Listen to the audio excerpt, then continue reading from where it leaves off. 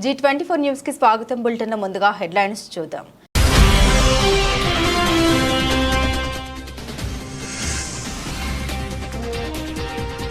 కాంగ్రెస్ పార్టీకి KTR dead line.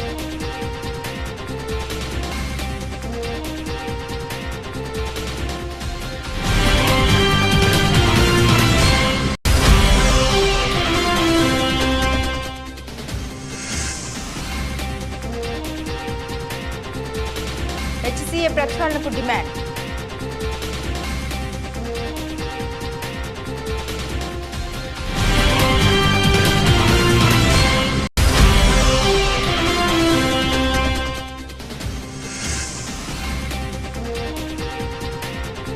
టీచర్లు కావాలని రోడ్డెక్కిన విద్యార్థులు.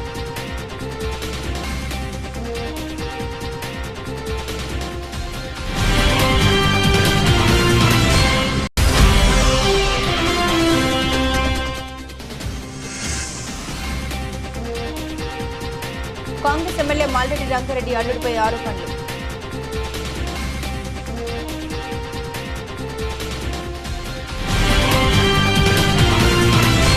ఇంక వివరాల్లోకి వెళ్తే కామారెడ్డిలో చెప్పిన బీసీ డిక్లరేషన్ అమలు చేయాలి. నవంబర్ 10 లోపు బీసీ కులగణన చేయాలి. మాటలు మాని పనులు చేసి చూపించాలి. లేదంటే ప్రభుత్వం మెడలు వంచి 42% రిజర్వేషన్ సాధిస్తాం కేటీఆర్. నవంబర్ 10, 2023 నాడు కామారెడ్డి పట్టణంలో బీసీ డిక్లరేషన్ పేరిట బలహీన వర్గాలను మోసం చేసిన వైనం గురించి చాలా విస్తృతంగా ఈరోజు చర్చించడం జరిగింది. దాదాపుగా 20-25 మంది తమ తమ అభిప్రాయాలను పూర్తి స్థాయిలో వివరంగా చెప్పడం కూడా జరిగింది. ప్రధానంగా ఈరోజు ఈ సమావేశంలో అనుకున్నది ఏంటి అంటే, భారత రాష్ట్ర సమితి తరపున పెద్దలు తెలంగాణ తొలి ముఖ్యమంత్రి కేసీఆర్ గారి ఆదేశం మేరకు మేము కాంగ్రెస్ ప్రభుత్వాన్ని డిమాండ్ చేస్తూ ఉన్నాం. మీరు ఖచ్చితంగా కామారెడ్డిలో ఇచ్చిన బీసీ డిక్లరేషన్లోని ప్రతి హామీని అమలు చేసేదాకా తప్పకుండా ప్రధాన ప్రతిపక్షంగా మీ వెంటబడతాం. రాష్ట్రంలోని బలహీన వర్గాల పక్షాన మిమ్మల్ని అడుగడుగున నిలదీస్తూనే ఉంటామనే మాట నేను విజ్ఞప్తి చేస్తూ ఉన్నా. ఇందులో ప్రధానమైనది ఇవాళ రాజ్యాధికారంలో ముఖ్యంగా స్థానిక సంస్థల్లో వాటా పెంచుతామని చెప్పిన మాట, 42% రిజర్వేషన్లు అమలు చేస్తామనే మాట ఏదైతే కాంగ్రెస్ పార్టీ చెప్పిందో, కాంగ్రెస్ పార్టీని మేము ఈరోజు డిమాండ్ చేసేది ఏమంటే, సమగ్ర కులగణన వెంటనే స్టార్ట్ చేయండి. మాటలకే పరిమితం కాకండి. సమగ్ర కులగణన వెంటనే ప్రారంభించి 42% రిజర్వేషన్. HCA అండర్-19 లో అవకతవకలు జరిగాయంటూ భువనగిరి ఎంపీ చామల కిరణ్ కుమార్ రెడ్డి ఆగ్రహం వ్యక్తం చేశారు. అసలైన క్రీడాకారులకు ప్రాధాన్యత ఇవ్వకుండా సెలక్షన్స్ జరిగాయని బాధితులు ఆయన దృష్టికి తీసుకొచ్చారు. దీంతో ఉప్పల్లోని రాజీవ్ గాంధీ అంతర్జాతీయ క్రికెట్ స్టేడియానికి చేరుకున్న ఆయన మాట్లాడారు. HCAని ప్రక్షాళన చేయాలన్నారు. ఇక్కడ జరుగుతున్న విషయాలపై సీఎం రేవంత్ రెడ్డి దృష్టికి తీసుకెళ్తామని ఎంపీ స్పష్టం చేశారు. ఉప్పల్ స్టేడియంలో ఉన్న హైదరాబాద్ క్రికెట్ అసోసియేషన్ ఆఫీస్లో సెక్రటరీ దేవరాజ్ గారిని, వాళ్ళ మెంబర్స్ని కలవడం జరిగింది.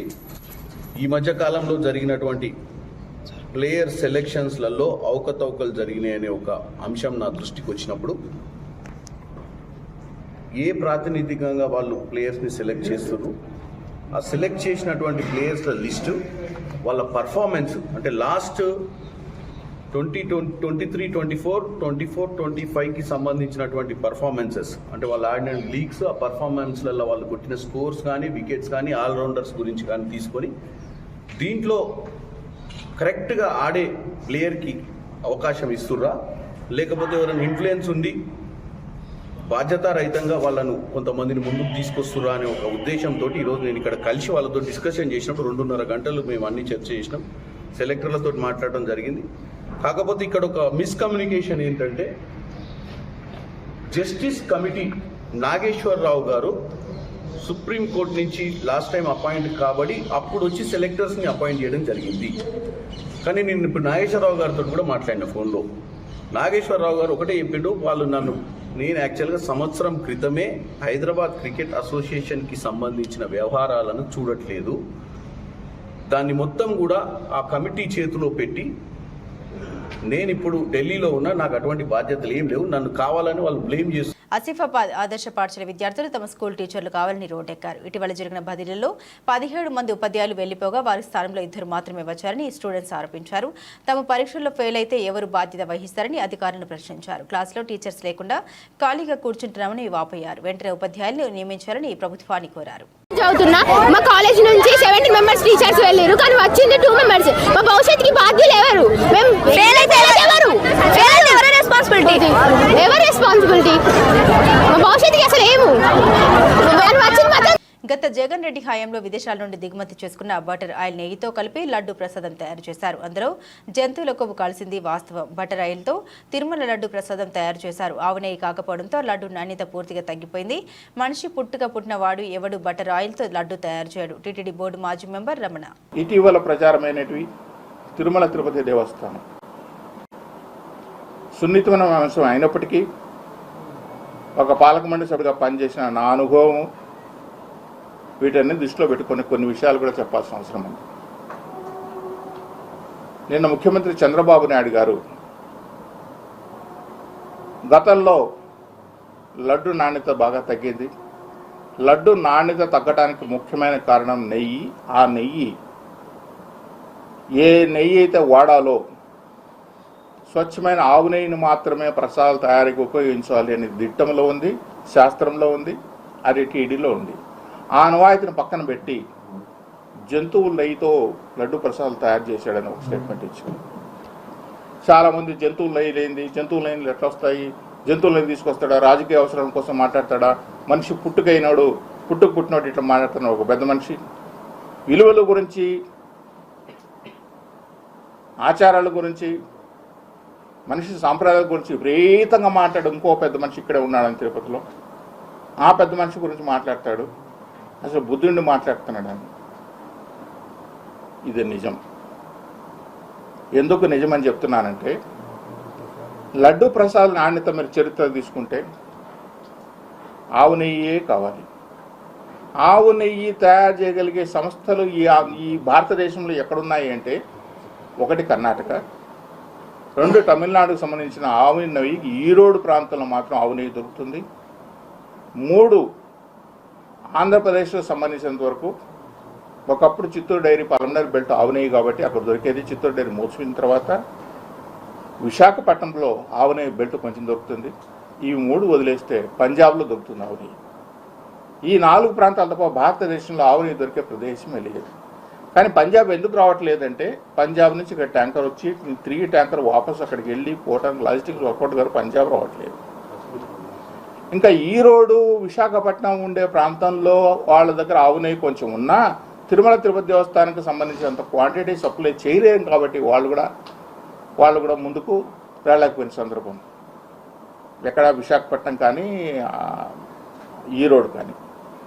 ఇంకా ఉండేది పుష్కలంగా ఆవు నెయ్యి దొరికే ఏకైక సంస్థ ఏదైనా ఉందంటే కర్ణాటక కోఆపరేటివ్ మిల్క్ ఫెడరేషన్. అది ప్రభుత్వ సంస్థ. దానికి ఎండీ కూడా ఐఏఎస్ ఆఫీసర్ ఉంటాడు, గవర్నమెంట్. చాలా ఏళ్ల పాటు వాళ్ళ దగ్గర నుంచి నెయ్యి కొంటాం.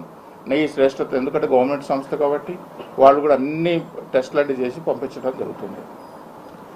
దురదృష్టవశాత్తు ధర్మారెడ్డి ఒక పెద్ద మనిషి వచ్చిన తర్వాత, అధికారి వచ్చిన తర్వాత, ఆయనకున్న పైరవీలతోనూ ఆయనకున్న పరిచయాలతోనూ ఆయనకు కావాల్సిన మనుషులకు కట్టబెట్టడం కోసం ఏం చేశారంటే, టెండర్ ప్రొసీజర్లో కూడా ఏముంటుందంటే, ఆవు నెయ్యి సప్లై చేసే వాళ్ళకి రోజుకి ఇన్ని లక్షల మీటర్లు ఆవు పాలు తీసుకొచ్చి ప్రాసెస్ చేసే ఒక వ్యవస్థ ఉండాలి. అంత వ్యవస్థ తయారు చేసి వెన్న తయారు చేసే అవకాశం ఉండాలి. ఆ వెన్నని ఇన్ని డిగ్రీస్లో కాల్చే అవకాశం ఉండాలి. ఆ వెన్నను నెయ్యిగా ఇవ్వాలి అనేది టెండర్ కండిషన్స్ కూడా ఉంటుంది. మరి ఈయనేం చేశాడంటే, ట్రేడర్స్ని తీసుకొచ్చాడు. కొంతమంది ట్రేడర్స్ని తీసుకొచ్చి కూడా మేము అంటే ప్రజల ఆస్తుల పరిరక్షణ కోసం ఎన్నికల్లో ఇచ్చిన హామీ ప్రకారం ల్యాండ్ టైటిలింగ్ యాక్ట్ రద్దు చేసి ఆంధ్రప్రదేశ్ రాష్ట్ర ప్రభుత్వం నిబద్ధత చాటుకుంది. ఇకపై ప్రజల ఆస్తులపై ప్రభుత్వ రాజముద్ర మాత్రమే ఉంటుంది. ఒకసారి నేను పార్టీ ఆఫీస్లో ఉన్నప్పుడు ఒక 9 నెలల క్రితం కృష్ణా జిల్లా, గుంటూరు, అన్ని జిల్లాల నుంచి లాయర్లు వచ్చారు. హైకోర్టు లాయర్స్ అందరూ వచ్చి ఈ ల్యాండ్ టైటిలింగ్ యాక్ట్ని మీరు ఇబ్బంది ఉంది, మీకు తెలియట్లేదు దీని తాలూకు డేంజర్, మీరు ఎందుకు ఎవరో మాట్లాడట్లేదు అని. మేము మాట్లాడామంటే సరిపోవట్లేదని చెప్పి ఒక సెషన్ పెట్టారు వాళ్ళు పూర్తిగా. మా మంత్రి నాదెండ్ల మనోహర్ గారి ఆధ్వర్యంలో వాళ్ళు చెప్పింది వింటే భయం వేసింది. అందులో మరి ఒకరు చెప్పింది, నా పొలంలో నీ ముఖం ఎందుకు, నా తల్లిదండ్రులు ఇచ్చిన ఆస్తి, నా తాతలు ఇచ్చిన ఆస్తిలో మీ ముఖం ఏంటి, ఇందులో మా తల్లిదండ్రుల స్వార్జితం, వాళ్ళ కష్టార్జితం, ఈ ముఖ్యమంత్రి ఫోటో ఏంటి, పొలాల్లో సరిహద్దు రాయిల్లో మీ ముఖాలు ఏంటి, ఇది ఎటు వెళ్ళిపోతుంది, మీరు ఎవరేం చేయరా అని చెప్పి వాళ్ళు నన్ను నిలదీస్తే నేను చెప్పి నేను సాధ్యమైనంత చేస్తాను, తీసేస్తామని చెప్పి. ఆ రోజు అది విశ్వాసమే, నమ్మకమే. కానీ ఈ రోజున అది ఒక సత్యం, ఒక నిజం. చంద్రబాబు గారు రాగానే ల్యాండ్ టైటిలింగ్ యాక్ట్ని రద్దు చేసి ప్రజలకి ఆస్తులకి భద్రత కల్పించినందుకు మనస్ఫూర్తి వారికి నా ధన్యవాదాలు తెలుపుతున్నాను. మీరు ఊహించగలరు, నేను పిఠాపురంలో భూమి విద్వేష రాజకీయాల్లో బీజేపీ బీఆర్ఎస్ ఒకటే. బీజేపీ రాహుల్ గాంధీని టార్గెట్ చేస్తే బీఆర్ఎస్ రాజీవ్ గాంధీ విగ్రహాన్ని టార్గెట్ చేసింది. బీఆర్ఎస్ తెలంగాణ తల్లి విగ్రహంలో తెలంగాణ బిడ్డల రూపం లేదు, కేసీఆర్ బిడ్డ రూపం ఉంది. తెలంగాణ సగటు మహిళకు ప్రతిరూపంగా ఉండేలా తెలంగాణ తల్లి విగ్రహాన్ని రూపొందించి సచివాలయంలో ప్రతిష్ఠిస్తాం మంత్రి సీతక్క. బీజేపీ పుట్టుకనే విధ్వంసకరమైనటువంటి ఆలోచనతో పుట్టినటువంటి పార్టీ. ఆ రోజు ఆనాడు బ్రిటిష్ సంఖ్యలను తెంచడం కోసం మా నాయకులు గాంధీ గారు, నెహ్రూ గారు, సర్దార్ వల్లభాయ్ పటేల్ గారు ఇట్లాంటి ఎంతో మంది మహనీయులు పోరాడుతుంటే వీళ్ళ వారసుడు, వీళ్ళ ఆర్ఎస్ఎస్ నాయకుడు సవర్కర్ బ్రిటిష్ వాళ్ళతోటి కుమ్మక్కైనటువంటి నాయకుడు. ఈ రోజు దేశానికి స్వతంత్రం తెచ్చినటువంటి గాంధీ గారిని చంపినటువంటి పార్టీ వారసత్వం ఎవరిదంటే గాడ్సేలో వారసత్వం ఉన్నటువంటి పార్టీ బీజేపీ పార్టీ, గాంధీ వారసత్వం ఉన్నటువంటి పార్టీ కాంగ్రెస్ పార్టీ. అందుకనే ఈ దేశము ఇబ్రహీంపట్నం ఎమ్మెల్యే మాల్రెడ్డి రంగారెడ్డి సొంత గ్రామం తొర్రూరు గ్రామ చెరువు సమీపంలో ఉన్న ఎమ్మెల్యే బంధువుల భూములను కాపాడడం కోసం కల్వర్టు మ్యాప్ మార్చారు. తమ పొలాల్లోకి వరద నీరు వదిలే విధంగా అధికారులు తవ్వకాలు చేసి ఇబ్బందులకు గురి చేస్తున్నారని ఆరోపించారు రైతులు. ఎమ్మెల్యే అనుచరులు అల్లుడు తమను బెదిరిస్తున్నారని రైతులు ఆవేదన వ్యక్తం చేశారు. మాకు ఉన్నది ఎకరా, అర్ధ ఎకరా, 10 ఎకరా, ఇక్కడ అందరు 10 మంది 20 మంది పొలాలు మాది. మేము పొలాలు చేసుకొని బతికేటోళ్ళం. ఉన్న పొలము మాకున్నదే అర్ధ ఎకరా, ఎకరా, 10 ఎకరా ఉంది. ఈ ఉన్న 10 ఎకరాలకైనా కూడా నేను కాలువ తీస్తా అంటే మరి ఎక్కడ పోవాలి? Rangareddy MLA, Torrur MLA. Topo షీట్లు ఉంటే ఏమనండి, మేము ఇంకా పోవట్లేదు. టోపో షీట్లు ఊర్లో తూము ఉంటది, తూములోకి వెళ్ళి వాటర్ పోయేది. నేను చూస్తున్నాను, 58 ఏళ్ళు ఉన్నాయి. ఇదేమో అలుగు ఒరిజినల్ బాన్లపల్లికి తొర్రూరు ఆమ్లెట్ బాన్లపల్లి విలేజ్. ఇది తొర్రూరు, దీనికి అలుగు ఉంది. నువ్వు కట్టింది వీళ్ళు కట్టింది కాదు, నేను కట్టింది కాదు, పిల్లలు కట్టింది కాదు. ఆ చరిత్రలో ఏంటంటే 50-55 ఏళ్ళకి నాకే కొద్దిగా గుర్తుంది. మేము ఇట్లాగే రోడ్ పండు పోయేది, రాళ్లు ఉన్నాయి, అడుగున కూడా గనేట రాళ్ళు ఉన్నాయి, సైడ్ లో కూడా గనేట రాళ్ళు ఉన్నాయి. ఒక్కొక్క రాయి వచ్చి 4 ఫీట్ల పొడుగు ఉంటది. ఫీట్ ఎలుపు 4 ఫీట్ల పొడుగు, రాళ్లు సున్నం రాయితో పెట్టి ఉంది, సున్నం డంగుతో పెట్టి ఉంది. మేము పెట్టినాయి కాదు, మేము చేసినాయి కాదు. అలుగు ఉంది. అలుగు పోయంగా రోడ్లు పోయంగా 3 వర్షాలు రోడ్డు పోసే వరకు 3 ఫీట్ల రోడ్డు పెరిగింది. ఆడ 3 ఫీట్ల రోడ్డు పోవడంతో మాకు మొత్తం రైతులు 35-40 ఎకరాల భూమి మొత్తం మునిగిపోతుంది. ఇల్లు టచ్ అవుతున్నాయి. మా భూములలో ఒక్కొక్కరి 372 సర్వే నెంబర్ మాది 10 ఎకరాల భూమి ఉంది. ఆడ 4 అన్నదాములం మేము. మళ్ళా ఈ ఇల్లు అంతా కుమ్మరోళ్ళు ఒక 10 ఎకరాలు ఉంది. తమ గ్రామాలకు సకాలంలో బస్సులు రావడం లేదని షాద్నగర్ పట్టణంలోని చౌరస్తా వద్ద కాలేజీ విద్యార్థులు ధర్నాకు దిగారు. ఆర్టీసీ ఎండీకి తమ సమస్య గురించి ఎన్నోసార్లు చెప్పామని, ఇప్పటికైనా స్పందించి తమ సమస్య పరిష్కరించాలని, లేదంటే రాష్ట్ర వ్యాప్తంగా ధర్నాలు చేస్తామని విద్యార్థులు డిమాండ్ చేశారు. ప్రభుత్వంలో నేడు తెలంగాణ రాష్ట్రాన్ని పరిపాలిస్తున్న కాంగ్రెస్ ప్రభుత్వం ఏదైతే ఉందో అది ఎన్నికల కంటే ముందు 6 గ్యారంటీలతో ప్రజల్లోకి చైతన్యం చేయడం జరిగింది. ఆగా ఫ్రీ బస్ అనేది కూడా ఒకటి ఉంది. కాబట్టి ఏదైతే ఫ్రీ బస్సులు అమల్లోకి వచ్చినప్పటి నుంచి పేద విద్యార్థులకు కావచ్చు, గవర్నమెంట్ లో చదివే విద్యార్థులకు కావచ్చు, ప్రైవేట్ పిల్లలకు కావచ్చు, ఎవరికైనా సరే సరైన సమయానికి బస్సులు రాక కాలేజీల్లో ఒక్కొక్క క్లాస్ మిస్ అయితే ఒక్క ఫస్ట్ పీరియడ్ అనేది మిస్ కావడం జరుగుతుంది. కాబట్టి ఇలా మిస్ అవ్వడం వల్ల వాళ్ళు నెక్స్ట్ క్లాస్ లో ఎంట్రీ అయిన తర్వాత ఫస్ట్ క్లాస్ లో ఏదైతే ఉందో అది అర్థం కాకుండా ఎంతో మంది విద్యార్థులు ఇలా గవర్నమెంట్ లో చదువుతున్న విద్యార్థులు అనేక ఇబ్బందులకు గురవుతారు. కాబట్టి రాష్ట్ర ప్రభుత్వం ఏదైతే ఉందో ఊర్లకు పంపించే బస్సులు కూడా పంపించే బస్సులు బంద్ చేసి మన హైదరాబాద్ కావచ్చు, మాబ్నర్ సైడ్ కావచ్చు, ఇక్కడ సైడ్ వేసి ఊర్లలో పల్లెటూర్లకు కావచ్చు, చిన్న చిన్న గ్రామాలకు కావచ్చు, ఆ గ్రామాలకు బస్సులు పంపకుండా నేడు పిల్లలని 10-10:30 అవుతున్నా కూడా అదే బస్ స్టాండ్ లో నిల్చోవడం జరుగుతుంది. కాబట్టి ఈ రాష్ట్ర ప్రభుత్వం ఏదైతే రేవంత్ రెడ్డి గారు ఉన్నారో, రేవంత్ రెడ్డి గారు ఒకటే విజ్ఞప్తి చేస్తా ఉన్నాము, ఏదైతే ఫ్రీ బస్ అని చెప్పి అమలు చేసిరో అంతే అధికారంతో మీరు అనేక బస్సులు ప్రొవైడ్ చేసి పేద విద్యార్థులు కావచ్చు, అనేక ఊర్ల గ్రామ ప్రజలు కావచ్చు, సదుపాయం అనేక విధాలుగా. ఒరే ఏమి పాపం రా ఇది, మా స్వామి ఏం చేశాడ్రా, ఆ స్వామికి వాడిన నెయ్యిలో గొడ్డు మాంసం వాడతావా, సర్వనాశనం అయిపోతారురా. ఎప్పుడు జరగన తప్పు ఈ రాక్షస ముండా కొడుకులు, ఒరే ఏం చేశాడ్రా మా స్వామి, మిమ్మల్ని ఏ పాపం చేసావురా, మీకు తినమన్నాం కదరా, తినండిరా. ఆ దేవుడికి కూడా అటువంటి నెయ్యి పెట్టి మాంసాలతో కరిగిచ్చిన నెయ్యి పెడతారంటారా దరిద్రులారా. ఈ పాపం ఈరోజు నేను చెప్తున్నా వినండి, సర్వనాశనం అయిపోతారు నాయళ్ళారా ఎవరెవరు. ఈరోజు నేను చెప్తున్నా ఒకటే, సర్వనాశనం. ఈరోజు నేను చెప్తున్నా ఇంకొకటి, ప్రపంచవ్యాప్తంగా ఉన్న హిందువులని కోరుకుంటున్న తిరుమల లడ్డు తయారీకి వాడిన నెయ్యిలో గొడ్డు మాంసం, ఫిష్ ఆయిల్, కుళ్ళిపోయిన జంతు మాంసం వాడారు. ప్రతి హిందువు ఈరోజు సాయంత్రం స్నానం చేసి ఇంట్లో దేవుడి ముందు దీపం పెట్టి స్వామివారిని క్షమాపణ కోరండి. జగన్ రెడ్డి చేసిన పాపం మనకు, మన రాష్ట్రానికి తగలకుండా దేవుణ్ణి వేడుకోండి. స్వామి లీలలతో అది టెస్టింగ్ పోయింది. టెస్టింగ్ చేసింది ఎవరు? తాడేపల్లి ప్యాలెస్ వైఎస్ ల్యాబ్ కాదు, తాడేపల్లి ప్యాలెస్ వైఎస్ ల్యాబ్ కాదు, national dairy development board of Gujarat లో ఉండే national dairy development board one of the number 1 laboratories ఈ ప్రపంచంలోనే, భారతదేశంలో కాదు, ఈ ప్రపంచంలోనే నంబర్ 1 ల్యాబ్. ఏమయ్యా, ఇదిగో test report, water and food analysis laboratory TTD వాళ్ళు చేసింది. ఇదిగో రిపోర్ట్, ఒక్కటొక్కటి చూపిస్తాను, మీకు అవసరమైందో చెప్తాను. 2 ఇదిగోండి, ప్రతి యాసిడ్, ప్రతి కాంపోనెంట్ దీంట్లో ఆ మిల్క్ లో ఉండే ప్రతి ఐటమ్ కూడా ఏమేమి ఉన్నాయి, అసలు ఏముంది దీంట్లో, ఆ నెయ్యిలో, ప్రతి ఒక్క రిపోర్ట్ 52 ఐటమ్స్ని అనలైజ్ చేసి మీరు సప్లై చేసిన నెయ్యిని మొత్తం అనాలిసిస్ చేసి రిపోర్ట్ ఇచ్చారు. National dairy development board final report annexure 1 ఇది చూడండి, దీన్ని ఫోకస్ చేయండి చెప్తా.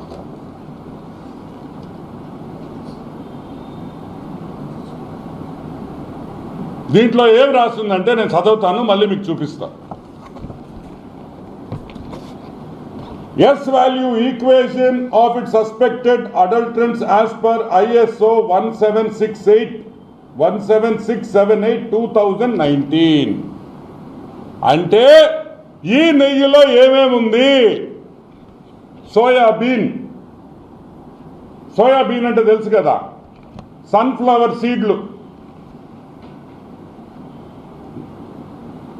మైదా, కోకోనట్, చేప నూనె, ఫిష్ ఆయిల్, చేప నూనె కూడా వెంకటేశ్వర స్వామికి ఇచ్చిన నెయ్యిలో చేప నూనె కూడా కలిపారు. సరే, 2-3 పామ్ ఆయిల్, కోకోనట్, పాము, fat. Number 3, palm oil and beef tallow. Palm oil and beef. గొడ్డు మాంసంలో వచ్చే పదార్థాలని కలిపారు, బీఫ్ టాలో. రాజన్న సిరిసిల్ల జిల్లా కోనరావుపేట, ఎల్లారెడ్డిపేట మండలాల్లో ఏకలవ్య మోడల్ రెసిడెన్షియల్ స్కూళ్లను కేంద్ర హోంశాఖ సహాయ మంత్రి బండి సందర్శన. ఏకలవ్య మోడల్ రెసిడెన్షియల్ స్కూళ్లలో మెరుగైన వసతులు కల్పిస్తాం. కేంద్ర హోంశాఖ సహాయ మంత్రి బండి సంజయ్. హాజరైన కలెక్టర్, ఎస్పీ. కేంద్రంలో నరేంద్ర మోడీ గారి ప్రభుత్వం ఏర్పడిన తర్వాత 2018-2019 సంవత్సరంలో దేశవ్యాప్తంగా ఒక్కొక్క బ్లాక్ వారిగా ఏ బ్లాక్లో 50% కంటే ఎక్కువ ఎస్టీ, పేద, గిరిజన, ఆదివాసీ సంబంధించినటువంటి జనాభా ఎక్కువ ఉందో ఆ ఒక్కొక్క బ్లాక్ ఒక్కొక్క ఏకలవ్య పాఠశాలను శాంక్షన్ అని చెప్పి కేంద్ర ప్రభుత్వం నిర్ణయించింది. దాని తర్వాత 2022లో దాన్ని 20% జనాభా ఉన్నటువంటి బ్లాక్లకు కూడా ఇవ్వాలని చెప్పి నిర్ణయించండి. దీన్ని దృష్టిలో ఉంచుకొని మొత్తం దేశవ్యాప్తంగా 728 ఈ పాఠశాలను మనం ప్రారంభించాలని చెప్పి మంజూరు శాంక్షన్ చేసినాం మోడీ ప్రభుత్వం. దానిలో ఇప్పటివరకు ఒక 410 పాఠశాలలు మాత్రం నిర్వహణ జరుగుతున్నాయి. మీద కన్స్ట్రక్షన్ వస్తున్నాయి, కొన్ని ప్రారంభం కాబోతుంది. దీని ద్వారా దాదాపు దేశవ్యాప్తంగా 1,20,000 మంది పైగా స్టూడెంట్స్ చదువుకుంటూ ఉన్నారు. అంటే ఒక్కొక్క స్కూల్కు 480 స్టూడెంట్స్ మనం కోటా ఇవ్వాలి.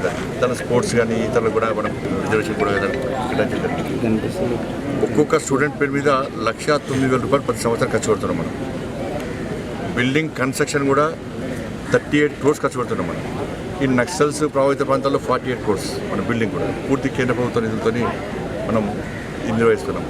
ఇక తెలంగాణ రాష్ట్రానికి వస్తే 23 ఏకలవ్య పాఠశాలలు ఉన్నాయి. 23 దానిలో దాదాపు 8,300 మంది స్టూడెంట్స్ చదువుకుంటూ ఉన్నారు. అంటే ఒక మంచి ఆలోచన. ఆదివాసీ ప్రాంతాల్లో, గిరిజన ప్రాంతాల్లో చదువుకునే పిల్లలు కూడా వాళ్ళు కూడా మార్పు తీసుకురావాలి. వాళ్ళకు పెద్ద పెద్ద చదువులు చదువుకోవాలి, క్వాలిటీ ఎడ్యుకేషన్ విద్య చదువుకోవాలి. కానీ చదువుకోలేని స్థితిలో ఉన్నామని చెప్పి ఆలోచించిన తర్వాత నరేంద్ర మోడీ ప్రభుత్వం వాళ్ళకు కూడా మంచి విద్యార్థులు తయారు చేయాలి, వాళ్ళ కళను బయట తీయాలి. కొంతమంది స్పోర్ట్స్ విషయంలో కానీ రకరకాల వాళ్ళ నైపుణ్యాన్ని బట్టి వాళ్ళకు శిక్షణ ఇవ్వాలి. వాళ్ళని కూడా వాళ్ళు అనుకున్న స్థాయికి తీసుకోవాలి. వాళ్ళ పేరెంట్స్ కూడా కళలు కంటారు.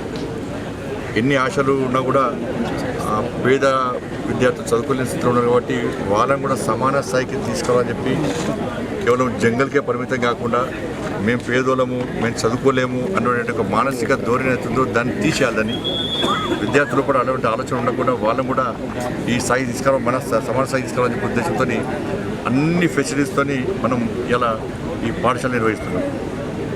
కాబట్టి నరేంద్ర మోడీ గారి యొక్క ఆదేశం మేరకు జీహెచ్ఎంసీ ఎన్నికల్లో అత్యధిక మెజారిటీతో గెలిచిన మహిళా కార్పొరేటర్ను కించపరచడమే కాంగ్రెస్ పార్టీ విధానమా?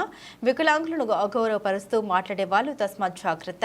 ఇంకోసారి ఇలా అడ్డగోలుగా మాట్లాడితే ఊరుకునే ప్రసక్తే లేదు. గుబ్బర లక్ష్మీ నారాయణ. ఈరోజు కాంగ్రెస్ పార్టీ నాయకులు శ్రీధర్ రెడ్డి గారు ఏదైతే మా కార్పొరేటర్ గారి పట్ల అవమానిస్తూ మాట్లాడారో ఆ వ్యాఖ్యలను మేము పూర్తిగా వ్యతిరేకిస్తున్నాం. ఎందుకంటే సుభాష్ నగర్ డివిజన్లో భారీ మెజార్టీతో గెలిచిన ఒక మహిళల పట్ల మీకు ఎటువంటి గౌరవం ఉందో ప్రజలు మిమ్మల్ని చూస్తూ ఉన్నారు, అసహించుకుంటూ ఉన్నారు. మీరు ఇప్పటికైనా ఈ యొక్క కార్పొరేటర్ గారి పట్ల బహిరంగంగా క్షమాపణ చెప్పాలని కోరుకుంటూ ఉన్నాం. ఇంకొకటి, ఈరోజు ఒక వికలాంగుల పట్ల అవమానిస్తూ వికలాంగుల్ని అగౌరవపరుస్తూ ఈరోజు మీరు ఏదైతే మాట్లాడుతూ ఉన్నారో తస్మాత్ జాగ్రత్త చెప్తా ఉన్నాం. వికలాంగులకు కూడా ఈ చట్టసభల్లో వారికి ప్రత్యేకమైన రిజర్వేషన్ ఉంది. మీరు ఈ రకంగా మాట్లాడడాన్ని తీవ్రంగా వ్యతిరేకిస్తూ ఉన్నాం. మీ ఇంట్లో కూడా ఒక వికలాంగులు ఉన్నారనే విషయాన్ని కూడా మీరు గుర్తుపెట్టుకోవాలి. వికలాంగుల పట్ల మీ యొక్క తీరును బహిరంగంగా మీరు క్షమాపణ చెప్పకపోతే మేము తీవ్రంగా దాన్ని ఎదుర్కొంటామని ఈ సందర్భంగా తెలియజేస్తూ, ఫస్ట్ ప్రజల్లో మీకు తీవ్ర వ్యతిరేకత ఉంది. 6 గ్యారంటీలు అమలు కాక ఈ యొక్క ప్రజలు చాలా ఇబ్బందులు పడుతూ ఉన్నారు. ఫస్ట్ మీరు ఏదైనా మాట్లాడితే దాని గురించి మాట్లాడండి, ప్రజల్లో ఉండండి. ఇవాళ పోటీ చేస్తారు, మళ్ళీ రేపు కనపడరు. ఎన్నికలు వస్తే తప్పితే మీరు ఈ ప్రజలకు అందుబాటులో లేని పరిస్థితి. ఇంకొకటి, ఈ కాంగ్రెస్ ప్రభుత్వం అధికారం వచ్చి 8.5-9 నెలలు అయింది. మీరు చేస్తున్న పనులు ఏందయ్యా అంటే ఎక్కడ ఇల్లు కడితే అక్కడ గద్దల్లా వాలిపోతూ ఉన్నారు. దానికి సంబంధించి మా దగ్గర పూర్తి ఆధారాలు ఉన్నాయి. మీరు ఫస్ట్ ఈ యొక్క ప్రజలు ఎవరైతే ఉన్నారో పేద ప్రజలు ఇల్లు కట్టుకుంటూ ఉంటారు లోన్లు పెట్టుకొని, వాళ్ళని హింసించడం మంచిది కాదు. టైం వచ్చినప్పుడు మేము అన్ని రకాలుగా వాటికి సమాధానం చెప్తాం. మా యొక్క కార్పొరేటర్ గారిని మీరు విమర్శించడం పట్ల మేము పూర్తిగా వ్యతిరేకిస్తూ ఉన్నాం. వారికి మీరు బహిరంగ క్షమాపణ చెప్పాలని Subhash Nagar division BRS party తరఫున కోరుకుంటా ఉన్నాం. జానీ మాస్టర్ పై కేసు హాట్ టాపిక్ గా మారిన వేళ సంచలన వ్యాఖ్యలు చేసిన మహిళా కొరియోగ్రాఫర్ జ్యోతిరాజ్. కొందరు అమ్మాయిలు చాలా స్మార్ట్గా ఆలోచిస్తున్నారు, చట్టాన్ని ఓవర్ స్మార్ట్ వినియోగిస్తున్నారు, లైఫ్ బాగా కష్టపడి ఎదిగిన అబ్బాయిల కెరీర్ను దెబ్బకొట్టాలని చూస్తున్నారు. అలాంటి వారిని కఠినంగా శిక్షించాలి. ఏవైనా ఇలాంటి ఆరోపణలు వచ్చినప్పుడు మనం రెండు వైపులా విని మాట్లాడాలని ఆమె తెలిపారు. ఈ రోజుల్లో చాలా చాలా ఓవర్ స్మార్ట్ అయిపోతున్నారు చాలామంది. సో బేసిక్గా నేను చాలామంది అమ్మాయిల గురించి వీడియో చేస్తున్నాను, అత్యాచారం జరిగిన అమ్మాయిలకి న్యాయం జరగాలని. సో ఎవరైనా ఆడపిల్లల్ని అబ్యూస్ చేసి ఆడపిల్లలతో తప్పుగా ప్రవర్తించిన వాళ్ళకి ఎవరికైనా ఖచ్చితంగా శిక్ష పడాలి. చట్టం దృష్టిలో అందరూ సమానమే, ఎంత పెద్ద వాళ్ళనైనా వాళ్ళని వదలకూడదు. అలాగే ఈ సెక్షన్ల పేరుతో ఓవర్ స్మార్ట్నెస్తో ఇప్పుడు జరుగుతున్న బయట మగవాళ్ళపై ఉన్న ఈ క్రైమ్ రేట్స్ని ఉద్దేశించి ఒక మగవాడు కష్టపడి సంపాదించుకున్న కెరియర్ని దెబ్బ కొట్టాలి అని ఓవర్ స్మార్ట్గా ఉన్న వాళ్ళని కూడా ఖచ్చితంగా అలాగే శిక్షించాలి. ఒక మనిషి గురించి ఒక ఆరోపణ వచ్చిన వెంటనే దాని వెనుక ఎంత నిజం ఉంది, అవాస్తవం ఉంది, రెండు వైపుల విన్నప్పుడే మనం జడ్జిమెంట్ చేయాలండి. అంతేగాని తన ఒక పొజిషన్లో ఉన్నాడు కదా అని చెప్పి తన పొజిషన్ని మన వ్యూస్ కోసము మన ఇంటర్వ్యూస్ కోసం అంటే తప్పు చేస్తే ఖచ్చితంగా ఎవరిని వదలకూడదు. ఖచ్చితంగా నిజం అనేది బయటకు వస్తుంది. చట్టం దృష్టిలో అందరూ సమానమే. బులెటిన్ ముగించే ముందు హెడ్లైన్స్ మరోసారి.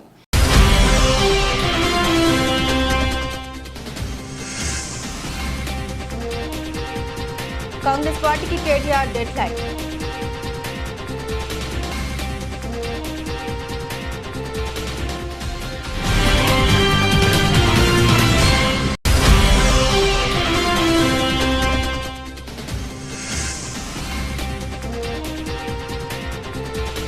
హెచ్సీఏ ప్రక్షాళనకు డిమాండ్.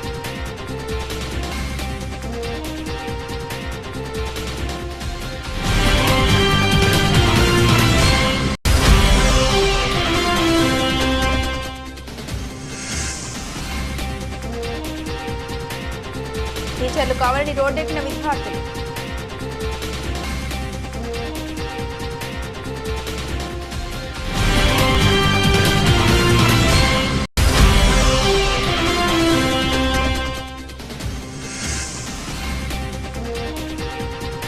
కాంగ్రెస్ ఎమ్మెల్యే మాల్రెడ్డి రంగారెడ్డి అల్లుడిపై ఆరోపణలు.